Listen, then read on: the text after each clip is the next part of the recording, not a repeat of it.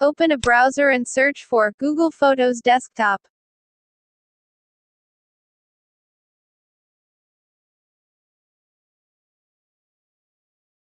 Click the first link in the search results. Click the download button.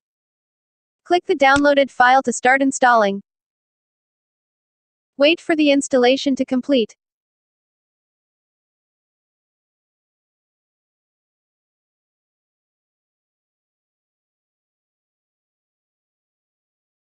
Click on Get Started.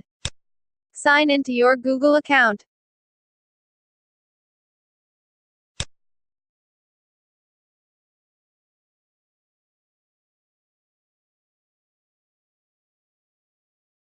Click Next.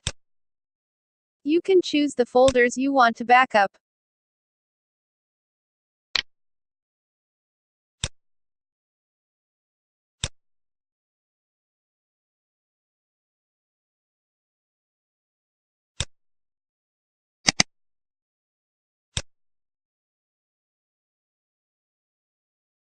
Select High Quality option, if you want unlimited backup for photos and videos.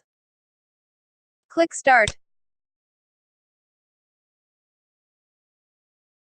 Google Photos Backup is now installed.